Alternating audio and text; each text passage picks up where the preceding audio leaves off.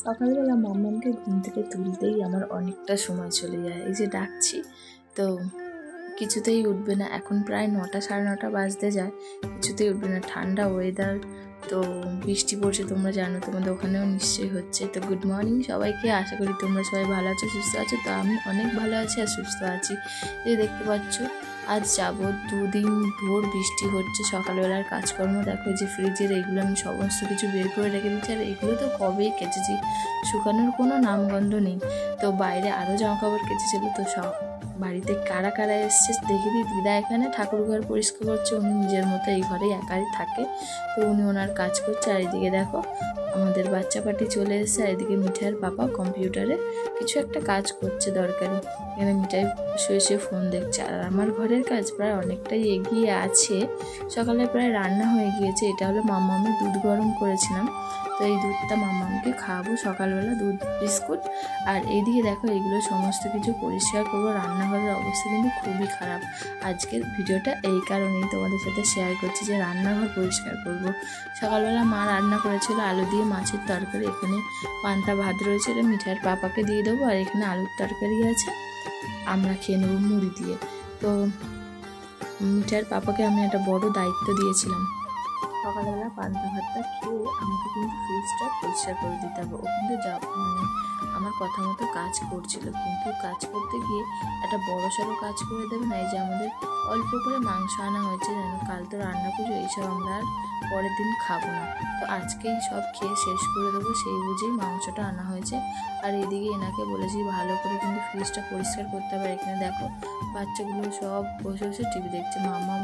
আর এর মধ্যে একটা কাজ হচ্ছে, মাম্মাম পড়ে গিয়েছে, তাই ও বরফ লাগাচ্ছে একা একা। আর এইদিকে আমার মাংসটা অলরেডি কষিয়ে নিয়েছি। মাম্মাম কিন্তু মাংস খেতে খুব ভালোবাসে, তো মাংসটা মানে আনা ওরই কারণে মাংস করে আমার মাথা খারাপ করে দেয়। রবিবার আসলেই ও বুঝে যায় যে আজকে রবিবার মাংস হবে। তো এইটাই আমি সব বের করে নিয়েছি রান্নাঘর থেকে। আর বাইরে তো বৃষ্টি পড়েই যাচ্ছে, একবার করে হচ্ছে একবার করে নিয়ে যাচ্ছে। তার মধ্যে কিন্তু আমি অনেক কাজ ছেড়ে ফেলেছি, যেমন বাজার লেখা, তারপরে রান্নাটা করেই আমি এইসব বাসন ধুতে লাগবো। আজকে কাজের অনেক বেলা, এই এতটা খালি করতে পেরেছি, মানে পুরো খালি, সব পরিষ্কার হবে। এই দেয়ালগুলো এই অবস্থা, এইগুলো পুরো কালো হয়ে আছে।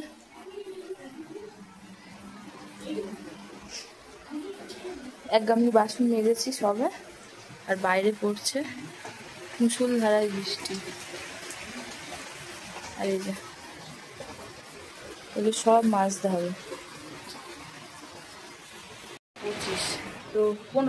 25 না 15। তো এই পর্যন্ত ঘরের অবস্থা আমি একা একাই করছি। মিঠাইয়ের বাবা ফ্রিজটা মানে পরিষ্কার করে দিয়ে, ফ্রিজের যাবতীয় জিনিস সব পরিষ্কার করে দিয়েছে। মামাকে খাইয়ে ঘুম পাড়িয়ে দিয়েছে। আজ সানডে, তাও আন্টি পড়াবে, পরপর 2 দিন ছুটি রান্না পুজোর জন্য, তো এই কারণে আজকে পড়াবে। তো বাইরে মুষলধারায় বৃষ্টি পড়ছে, আমি তার মধ্যে অনেক কাজ ছেড়ে ফেলেছি। আজ স্নান কখন হবে জানি না, এখন তো 2:15 বাজে, স্নান কখন হবে সেটাই জানি না। এগুলো পরিষ্কার করবো। আর দুটো দেওয়ার এসছে, ওদের খিদে পেলে ওদেরকে খেতে দিয়ে দেবো।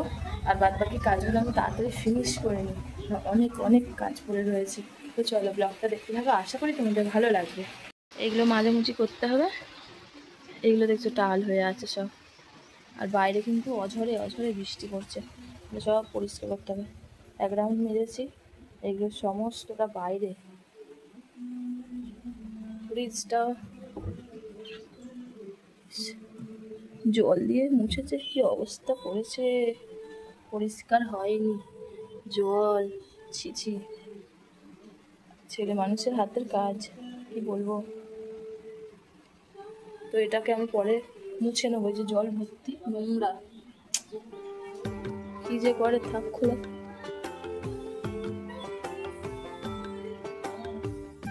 এবারে এসেছি সবচেয়ে বড় কাজ করতে, কি বলতো, রান্নাঘরটা পরিষ্কার করতে। আমি কিন্তু 2-3 গামলি বাসন মেজে তারপর রান্নাঘরে এসেছি। এখন অনেক বেলা প্রায় হয়ে গিয়েছে, 2টা 2:30 বাজে। তো বাসন মেজে ধোয়া রান্নাঘরটাকে গুছিয়ে রাখা তো অনেকটাই সময় যাবে। রান্নাঘরে কিন্তু অনেক পরিমাণে নোংরা হয়েছে, তোমাদেরকে দেখালাম। রান্নাঘর ওপর পর্যন্ত আমি ধুয়ে মুছে পুরো পরিষ্কার করবো। প্রথমে সাবান জল দিয়ে সমস্তটাকে আমি ভালো করে রগড়ে নেবো, নিয়ে তারপরে একটা ভালো জলে ধোবো, তারপরে গিয়ে আরও একবার ভালো জলে মুছে নেব। তো বুঝতে পারছো কত কাজের চাপ।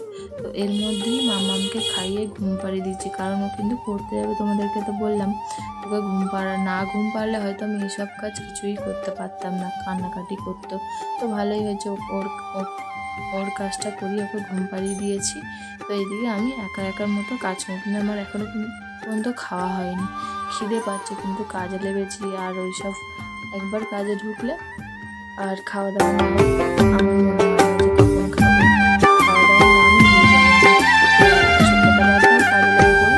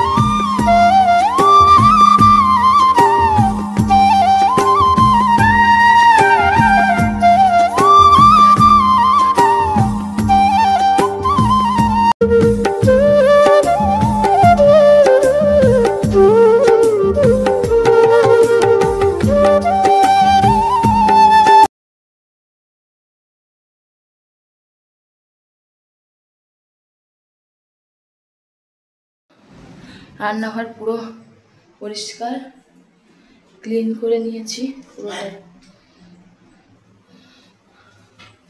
পুরোটাই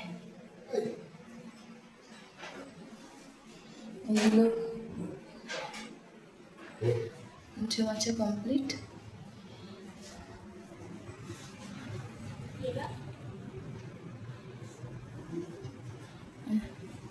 এবার এই জায়গাটা পরিষ্কার করবো। এরা এই বেলা 4টের সময় ভাত খেলাম, ওই যে 4:10 বাজে তবে ভাত খেলাম। এই ফ্রিজের জায়গাটা মুছবো, ফ্রিজটাও মুছে নিয়েছি,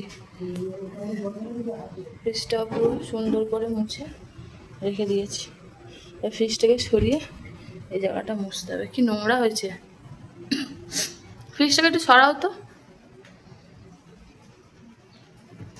আমার স্নান হয়নি।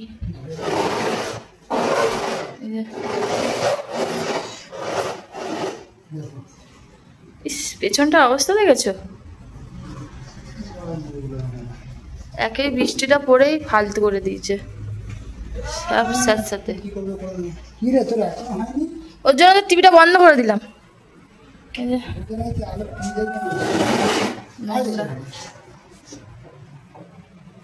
পেছনটাই ঝাড়া হয়নি।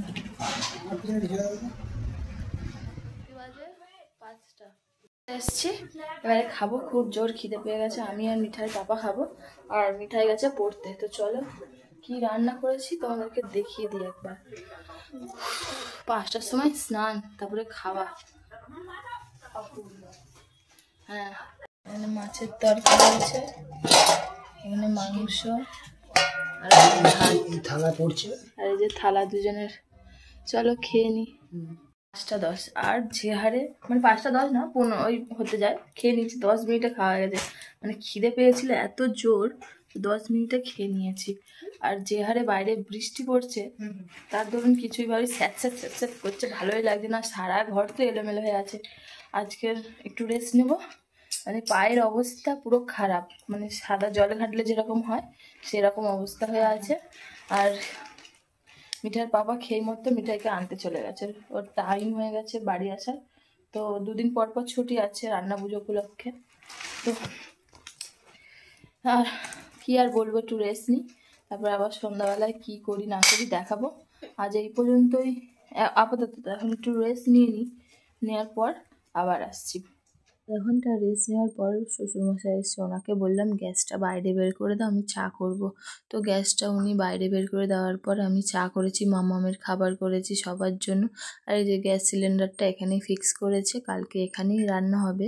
কারণ দাঁড়িয়ে দাঁড়িয়ে রান্না করতে অসম্ভব, অনেক রান্না, তো এই কারণে বসে বসে রান্না করলে একটু মানে কষ্টটা কম হবে। এখানে 5 জনের জন্য চা করেছিলাম। আর এখানে মিঠাই দেখো ঠাম্মিকে মেরে একাকার করে দিচ্ছে, কেন যে এত দিন দিন বদমাইশ হচ্ছে কি বলবো।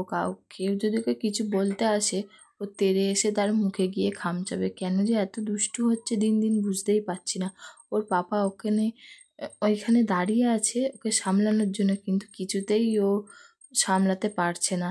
লাস্টে বলছে তুমি আমাকে দাও, আমিই দেখে নিচ্ছি ওকে। কারণ সব বাচ্চারা নিজের মায়ের কাছে গেলে চুপচাপ হয়ে যায়, মিঠাই হয়। আমি জানি না কোন বাচ্চা হয় কি না, কিন্তু মিঠাই হয়। আমার কাছে আসলেই চুপ, কোনো বদমাইশি করে না, কোনো কিছু, মানে অত্যাধিক বদমাইশ। মাঝে মাঝে কিন্তু আমিও রেগে যাই, আমি ওকে অনেক বকি, বকে বকে তারপরে ওকে আবার ভালোবাসি। মা সন্তানকে ভালোবাসবে না তো কাকে ভালোবাসবে? বুঝতেই পারছো, যাদের ছোট বাচ্চা আছে, এই ছোট একটা বাচ্চা রেখে সারাদিন আমি কাজ করছি, ওর কাছে একটুখানির জন্য যেতে পারিনি। মানে হ্যাঁ গিয়েছিলাম ঘুম পাড়ানোর জন্য, খাওয়ানোর জন্য, এর বেশি যেতেই পারিনি ওর কাছে। তবে কেটেছিলাম। আর এইগুলো রাখা হয়েছে এই ঘরে, দেখতেই পাচ্ছ। তো কাল আছে রান্না পুজো, তো কার কার বাড়িতে রান্না পুজো আছে অবশ্যই আমাকে জানিও। তো আজকে সারাদিন এইভাবেই কেটে গেল, আর ভালো লাগছে না। রাতে যা যা রান্না আছে তাই আজকে চলে যাবে। আর কাল আছে তো মানে রাত থেকে রান্না, সারা রাত হতে পারে, হয়তো ভোর 3টে 3:30 পর্যন্ত হতে পারে। অনেক রান্না আছে। কাল আমাদের বাড়িতে রান্না পুজো রয়েছে। তো বাবা বাজার করতে গেছে।